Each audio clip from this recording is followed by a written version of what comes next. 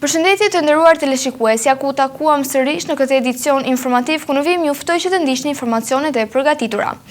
Kryeministri Edi Rama ka reaguar për projektin turistik në zonën e Zvërnecit pas protestave dhe incidenteve të dhunshme të regjistruara në teren. Gjatë mbledhjes së grupit parlamentar të PS-s, ai dënoi veprimet e rojeve private dhe theksoi se institucionet shtetërore ndërhyjnë menjëherë. Rama hodhi poshtë pretendimet për dhunim të pronës shtetërore dhe sqaroi se projekti ndodhet ende në fazat paraprake. Sipas tij, investimi synon rritjen e cilësisë së ofertës turistike në vend. Kryeministri i vendit Edi Rama ka folur sot për herë të parë në mënyrë të zgjeruar për projektin e shumë debatuar në zonën e Zvërnecit, duke vendosur theksin të investimeve dhe reagimi institucional pas incidenteve të fundit. Në mbledhjen e grupit parlamentar të Partisë Socialiste, Rama e cilësoi të papranueshëm dhunën e ushtruar nga rojet private ndaj protestuesve gjatë përplasjes në zonë. Ju siguroj që në vendin tuaj edhe unë po njësoj do revoltohesha dhe do rreshtohesha kundër qeverisë dhe kundër kryeministrit sidomos. Sepse do të nduke të mërshme që disa roje private sigurie në sytë e policisë së shtetit tim, pas një gardi tela me gjëmba, të ulërinin si kafsh dhe të merrnin nga jashtë brenda një njeri në të drejtën e vetë, ta të rishin zvarr në për plazhin e rrethuar, e pastaj policia të thoshte që i zvarritur ju fut vetë në pronën private. Kryeministri theksoi se masat administrative dhe hetimore janë marrë pavonesë duke përfshirë ndërhyrje në strukturat policore dhe në kompanitë e sigurisë të përfshira në incident. Natyrisht që sjellja e kompanisë së sigurisë ishte e neveritshme dhe jo më pak e neveritshme ishte dhe sjellja e drejtuesve të policisë vendore, gjë për cilën ka pasur reagim të menjëhershëm nga ana e leadershipit të policisë shtetit, qoftë me shkarkimin e drejtorit policisë Vlorës dhe vendosjen në hetim të gjithë zinxhirit, qoftë me heqjen e licencës së aktivitetit të kompanisë, pra kompania nuk mund të operojë më në Republikën e Shqipërisë, qoftë me arrestimin dhe vendosjen në ndjekje penale të rojeve të sigurisë. Në fjalën e tij, Rama mohoi kategorikisht pretendimin se në zonë është bërë ndonjë falje apo tjetërsimi pronës shtetërore, duke i cilësuar ato si të pavërteta. Kam vënë re se është përhapur gjithandej me shumë helm nga pas, edhe legjenda se shteti po ja fal atë tokë Izraelit për të sjellë palestinezët në Zvërnec. Janë ditë të habitshme që për herë të parë më kanë bërë të mendoj edhe që t'ju përulem thellë për nderin e madh që më keni bërë dhe t'ju kërkoj ndjesë për t'ikur në katun dhe për t'ju lënë në duart që do zgjidhni vetë pastaj për të mbrojtur Shqipërinë nga të huajt. Ai sqaroi gjithashtu se projekti është ende në fazë zhvillimi dhe nuk ka një leje ndërtimi të miratuar, ndërsa procedurat janë në shqyrtim institucional. Ndërkohë që siç u thash, projekti akoma nuk është dorëzuar. Studimi mjedisor akoma nuk është bërë. Patjetër që do t'i shohim kur të vinë dhe do t'i ekspozojmë dhe do kuptojmë të gjithë se çfarë po bëhet. Por unë po them që me që më kam parë syt nga çfarë po bëjnë ata njerëz është diçka që në Europë dhe në Mesdhe nuk është. Sipas Ramos, interesi për investim në zonë është shfaqur që në vitin 2023 në kuadër të projekteve të lidhura me zhvillimin e turizmit përfshirë edhe zonën e Sazanit. Nga një projekt i jashtëzakonshëm si ky, ku partnerët të jashtëzakonshëm janë përbashkë për të investuar 4 miliard euro. Kryeministri nuk la pa komentuar as përfshirjen e debatit në nivel ndërkombëtar, duke shprehur habi për reagimet të ardhura nga Greqia, të cilat sipas tij i kalojnë kontekstin real të ngjarjes. U mahnita nga deklarata e Ministrisë së Jashtme të Greqisë, sepse ishte një akt dhune pa diskutim, por nuk ishte një akt dhune shtetërore, siç për shembull ndodh me shqiptarët në burgjet e Greqisë, ose siç ka ndodhur më parë me shqiptar edhe në rrugët e Greqisë.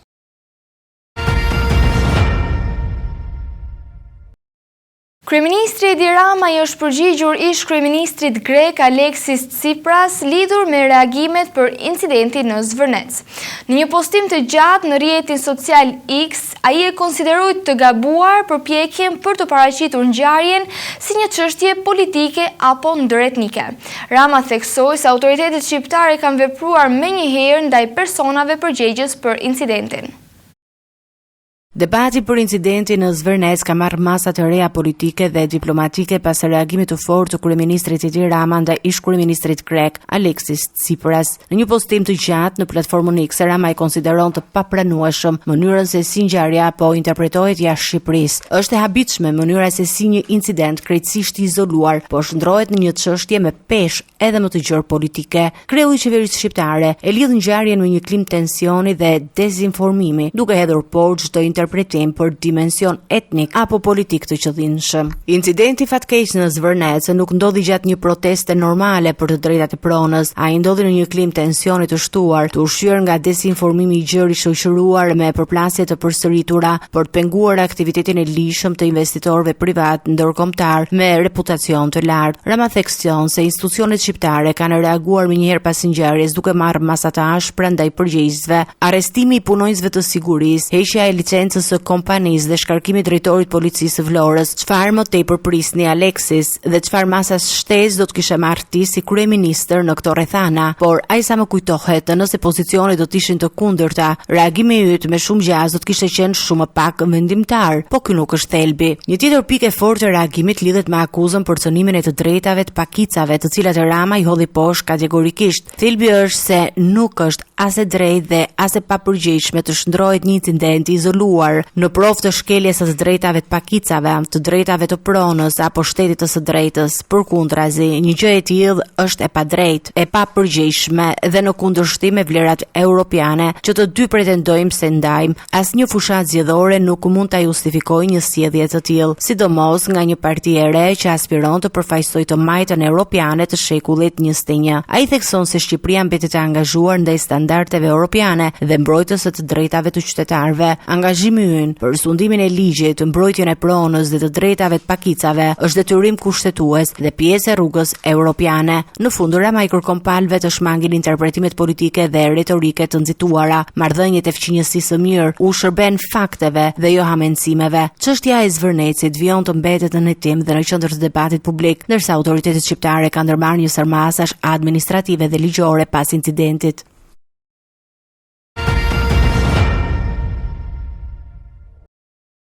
Dhuna ndaj protestuesve në Zvërnec ka sjellë reagime të forta institucionale dhe ndryshime në strukturat e policisë së shtetit.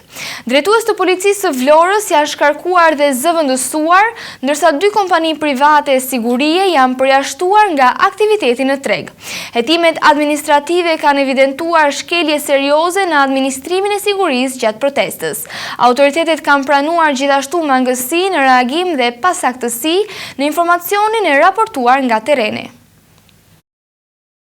Ngjarja e dhunës ndaj protestuesve në zonën e Zvërnecit ka prodhuar pasoja të menjëhershme brenda strukturave të policisë së shtetit, duke hapur një zinxhir masash disiplinore dhe administrative. Pas shkarkimit të drejtorit të qarkut të Vlorës, Elidon Çela, në krye të policisë vendore është komanduar Ervin Dreu në kuadër të riorganizimit të menjëhershëm të strukturave drejtuese. Paralelisht, drejtori i përgjithshëm i policisë së shtetit ka urdhëruar heqjen e licencës për dy kompani private sigurie, të cilat sipas hetimeve nuk kanë zbatuar detyrimet ligjore për garantimin e rendit dhe kontrollin e hyrje-daljeve në objekt. Në vijim të veprimeve administrative të kryera nga grupi i posaçëm i Departamentit për Sigurinë Publike për vlerësimin e zbatimit të përgjegjësive ligjore nga subjekti SHPSF Myrto Security 1-3A dhe SHPSF Major Security, rezultoi se të dy subjektet janë konstatuar në shkelje. Për këtë shkelje mora vendimin për heqjen e licencave për të dy subjektet e SHPSF-ve private.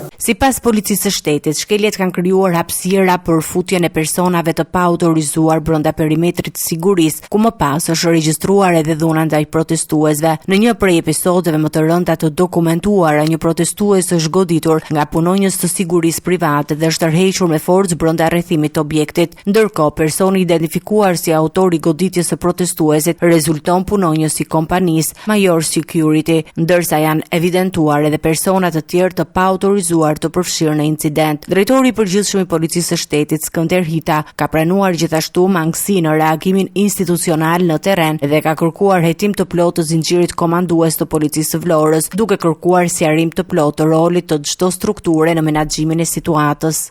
ku policia u shfaqe fjetur dhe jo profesionale, duke mos ndërhyrë në kohë për të parandaluar marrjen me forcë të qytetarit, apo duke mos identifikuar dhe arrestuar në kohë punonjësit që goditi me grush qytetarin, ku ajo trup në turpëron të gjithëve. Prandaj, siç jeni ndjeni, kam urdhëruar që prej mbasdites së datës 30 maj të ngrihet një grup i posaçëm hetimor, i cili do të hetojë të gjitha veprimet e kryera gjatë protestës, si dhe kam urdhëruar drejtorinë e standardeve profesionale në policinë e shtetit, e cila ka nisur më njëherë një hetim të plotë dhe disiplinor për gjithë zinxhirin komandues të drejtorisë Vlorë. Hetimet administrative dhe procedurat penale për ngjarjen në Zvernec vijojnë, ndërsa autoritetet thonë se do të përcaktohen përgjegjësit për çdo hallk të përfshirë në incident.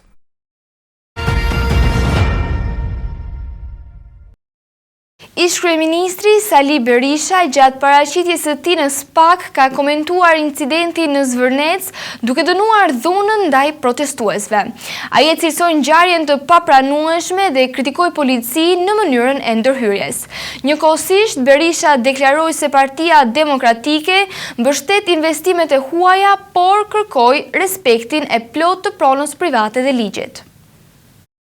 Gjatë paraqitjes së tij në SPAK, ish-kryeministri Sali Berisha është ndalur tek incidenti ndodhur në Zvërnec, duke mbajtur një qëndrim të dyfisht, dënim të dhunës dhe në mbështetje të investimeve të huaja. Berisha e cilësoi të papranueshëm atë që ndodhi gjatë protestës, duke hedhur akuza ndaj policisë. Në qoftë se është fjala për dhunën e ushtruar ndaj protestuesit, e denoj atë, ai ishte rrëmbim në duart e policisë dhe e denoj atë si një akt të shëmtuar të policisë së shtetit. Sa i takon projektit të zonës së Zvërnecit, ai tha se nuk ka informacion të plot, por e ka ndjekur debatin publik. Nuk kam asnjë faqe, asnjë flet, asnjë gjë të atij projektit, megjithse ju them këtu, e kam ndjekur me shumë interes të gjitha publikimet që janë bërë. Në vijim, ish-kryeministri theksoi qëndrimin e Partisë Demokratike në raport me investimet e huaja në vend. Partia Demokratike shpreha këtu ato që thash, mbështet absolutisht investimet e huaja, garanton pronën dhe pronart me një ligj që ndofta nuk ekziston diku tjetër, por e bam në atë kohë. Ai ligj është aty dhe ai ligj është shumë i drejtë. Në qoftë se ke firmos, je kryeminist dhe ke firmos, atëherë ti mban përgjegjësi për të gjithë pasojat e firmës tënde. Kjo është e vërteta. Nuk besoj se ka interes më të mrapsht për shqiptarët se sa përpjekja për të përzërë investitor të huaj. Ai u ndal dhe tek kuadri ligjor i pronësisë, duke pretenduar ekzistencën e një mekanizmi që garanton investitorët. Në rast se qeveria miraton një projekt të një investitori të huaj, i cili është bazuar në dokumenta origjinale shtetërore, pronësie, kadastre, dokumenta origjinale, çdo problem që lind pas miratimit të qeverisë, qeveria i përgjigjet palës me çmimin e tregut. U vu ky ligj sepse konstatoja që me investitor shqiptar nuk ndodhte, kurse me investorët e huaj vraponin pas pengmarrjes. Deklaratat e Berishës vijnë 2 ditë pas ngjarjeve në Zvërnec, të cilat po hetohen ende nga autoritetet përkatëse.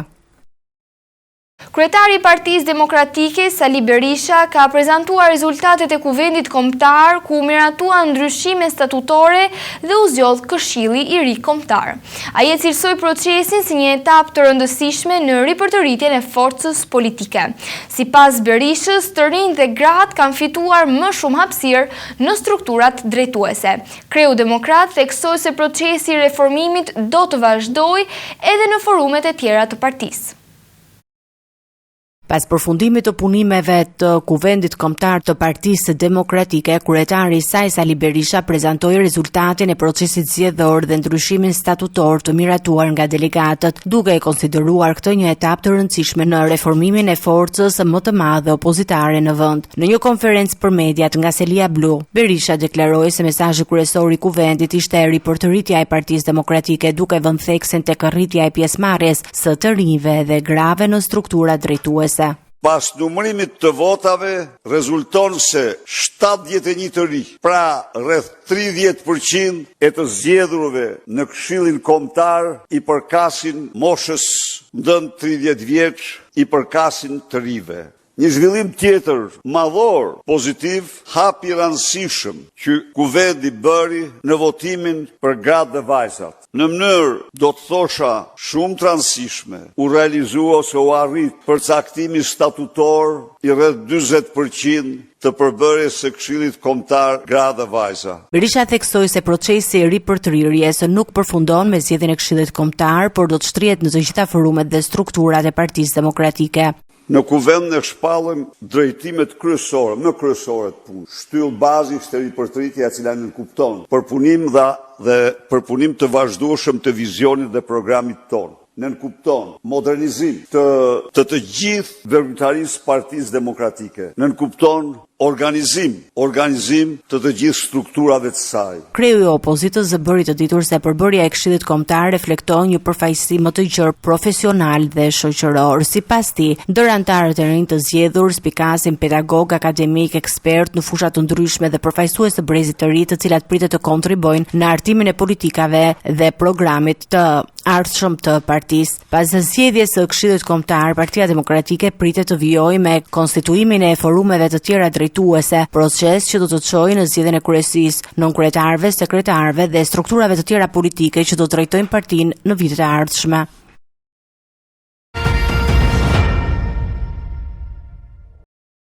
Prokuroria e posaçme ka nisur hejtime për zhvillimet në Zvërnec pas debateve dhe incidenteve të ndodhura gjatë protestës së fundit.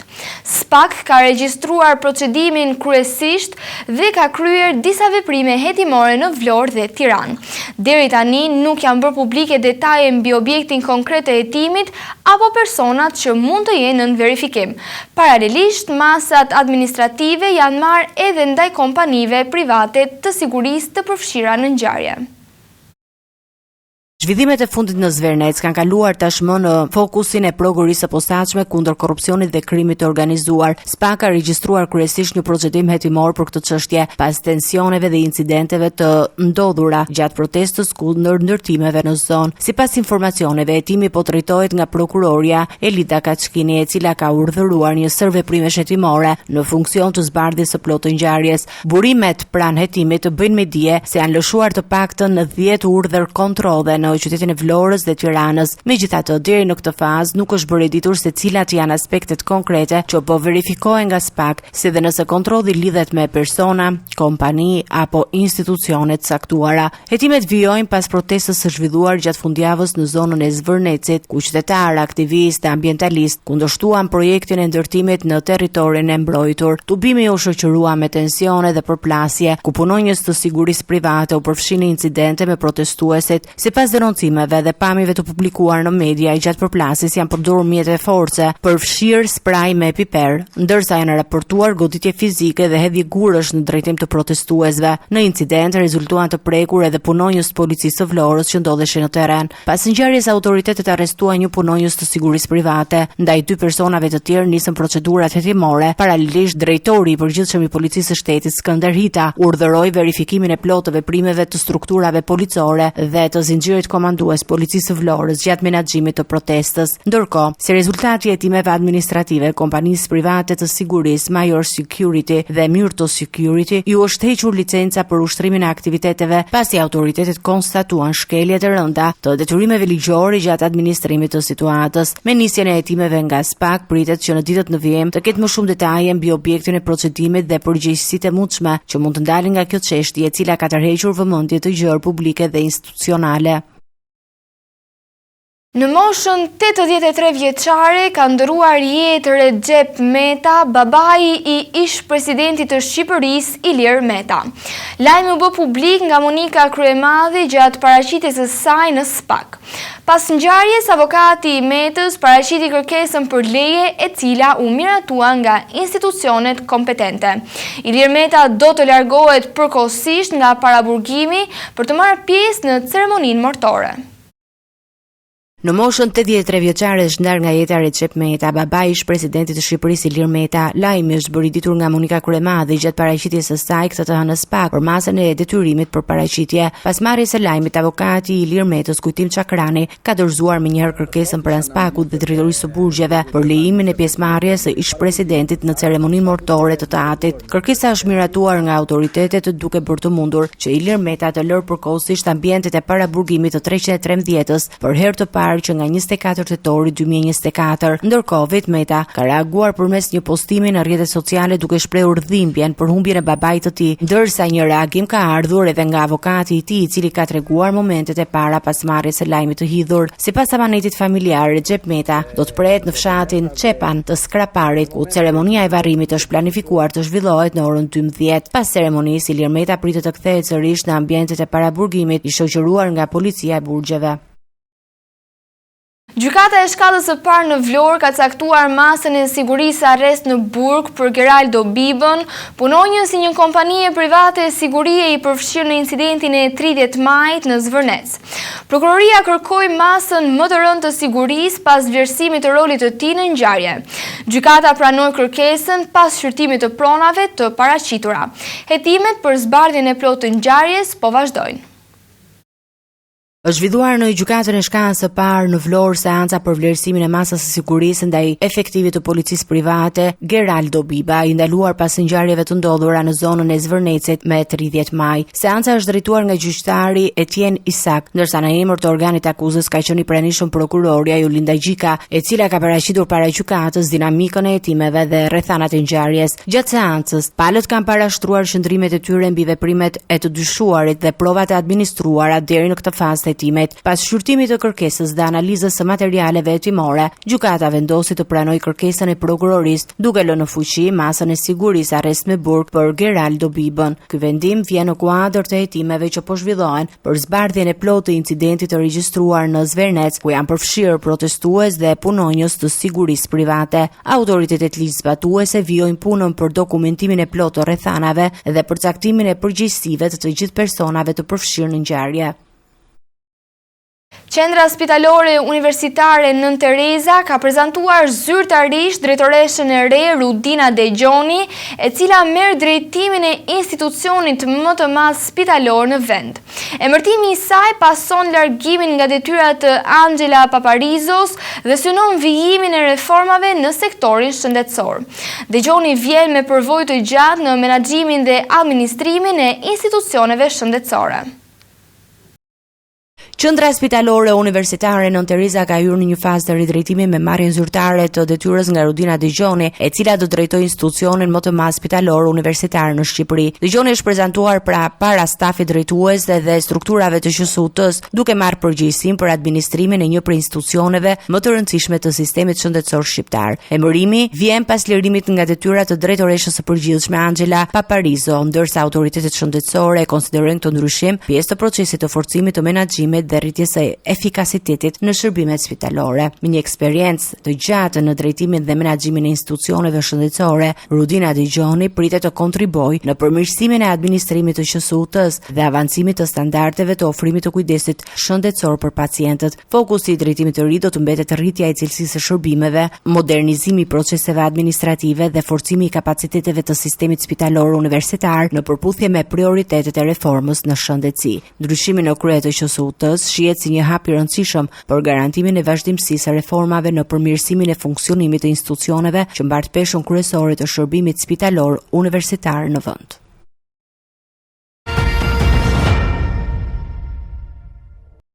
Vijoj me informacione nga Kosova. Partitë politike në Kosovë kanë shtuar aktivitetet elektorale në prag të zgjedhjeve parlamentare të 7 qershorit. Liderat politik po zhvillojnë takime dhe tubime në qytete të ndryshme për të prezantuar programet dhe kandidatët e tyre. LDK, PDK, Vetëvendosje dhe Aleanca kanë publikuar kalendarët e aktiviteteve për ditët në vijim. Fushatat po hyjnë në fazën përmbyllse, ndërsa partitë kërkojnë mbështetje sa më të gjerë nga elektorati. Fushata për zgjedhjet parlamentare në Kosovë ka hyrë në ditët e saj më intensive me liderët politik që kanë shtuar ndjeshëm prezencën në terren për të siguruar mbështetjen e votuesve përpara procesit zgjedhor të 7 qershorit. Kryeministri në detyrë dhe lideri i lëvizjes vetëvendosje Albin Kurti së bashku me drejtuesit e forcave të tjera politike po zhvillojnë takime të shumta me qytetarët në qytete dhe komuna të ndryshme të vendit. Nga ana tjetër, Lumir Abdixhiku dhe drejtuesit e tjerë të opozitës po vijojnë prezantimin e alternativave të tyre politike, ndërsa dhe presidenti Vjosa Osmani mbetet një figurë e rëndësishme në zhvillimet politike të vendit, por nëse nuk është pjesë e garës elektorale. Sipas agjendës së publikuar, Lidhja Demokratike e Kosovës do të zhvillojë tubime elektorale në Prizren dhe Dragash, ku drejtuesit e saj do paraqesin programin dhe prioritetet për mandatin e ardhshëm. Ndërkohë, Partia Demokratike e Kosovës ka planifikuar aktivitete me qytetarët në Prishtinë, Malishev dhe Drenas, duke vijuar fushatën e saj në disa prej zonave më të rëndësishme elektorale. Edhe lëvizja vetëvendosje do të zhvillojë takime me qytetarët në Rahovec, Suhareg dhe Malishev, ku fokusi mbetet prezantimi i arritjeve të qeverisjes dhe objektivave për mandatin e ardhshëm. Nga ana e saj, Aleanca për Ardhmërinë e Kosovës ka paralajmëruar një tubim zgjedhor në Gjilan si pjesë e përpjekjeve për të zgjedhur mbështetjen elektorale në nivel kombëtar. Me afrimin e datës së zgjedhjeve, partitë po përqendrojnë energjitë në kontaktet e drejtpërdrejta me qytetarët, ndërsa pritet që ditët në vijim të shoqërohen me aktivitete dhe më intensive politike. Gara elektorale po zhvillohet në një klim të ngarkuar politike ku çështja ekonomike, mirëqenia sociale dhe integrimi euroatlantik dhe zhvillimet institucionale mbeten temat kryesore të debatit publik.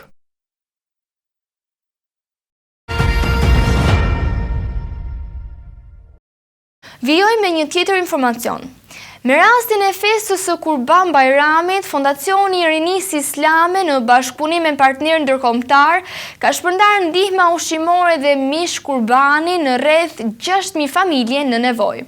Ndihmat janë ofruar në trojet shqiptare, por edhe në kuadër të projekteve humanitare në disa vende të Afrikës. Nisma synon mbështetjen e shtresave në nevojë dhe forcimin e solidaritetit social. Kurban Bajrami, festa që simbolizon sakrificën suplime të profetit Ibrahim, vijon të mbetet një nga momentet më të rëndësishme të solidaritetit dhe ndihmës ndaj familjeve në nevojë. Me rastin e kësaj feste, Fondacioni i Rinisë Islame me qendër në Zyri të Zvicrës, në bashkëpunim me partnerët e tij humanitar, ka realizuar shpërndarje të konsiderueshme të mishit të kurbanit në disa zona të Shqipërisë dhe Kosovës. Sipas përfaqësuesve të fondacionit, këtë vit janë ndihmuar rreth 100 familje në Durrës, 150 familje në Kavaj, me fokus të veçantë familjet në vështirësi ekonomike dhe fëmijët jetim. Projekti humanitar pritet të vijojë edhe në ditët në vijim, duke synuar mbështetjen e rreth 400 familjeve në total në trojet shqiptare. Përfaqësuesi i fondacionit Korab Kaja u shpreh se kjo nizëm realizohet në bashkëpunim me donatorë dhe bashkëpunëtorë të shumtë, duke theksuar se ndihma nuk kufizohet vetëm në periudhën e Bajramit, por shtrihet gjatë gjithë vitit, përfshir muajin e Ramazanit dhe aktivitete të tjera humanitare. Ai falenderoi të gjithë kontribuesit dhe partnerët mediatik që kanë mbështetur promovimin e këtyre projekteve ndër vite, duke vlerësuar rëndësinë e vazhdimësisë së ndihmës për shtresat në nevojë. Po shpërndajmë pakët me mish për familjet në nevojë dhe fëmijët jetim. Në Durrës, ku po ndodhemi tani, do të përfitojnë rreth 100 familje të fëmijëve jetim. Gjithashtu pak më parë shpërndajmë edhe në Kavaj, ku përfitojnë 150 familje. Ky projekt do të vazhdojë sot edhe nesër, ku inshallah me bashkëpunim me Fondacionin Islame, me donacionet e bashkëdhetarëve tonë bujar, do të mundsohen rreth 400 familje do të marrin ndihmë në këtë Kurban Bajram. Ndihmat e Fondacionit Islame janë të vazhdueshme në Ramazan, Bajram dhe jo vetëm. Dhe këto ndihma kanë qenë përgjithsisht familjet në nevojë dhe fëmijët jetim. I falenderojmë vëllezërit, vëlla Selamiun, kryetarin e udhëzimit dhe gjithë cilët kanë kontribuar. Gjithashtu falenderojmë edhe vëllezërit të cilët janë të vëdrita, të cilët kanë mundsuar ndjekjen e këtyre projekteve dhe promovimin e këtyre projekteve gjatë këtyre viteve.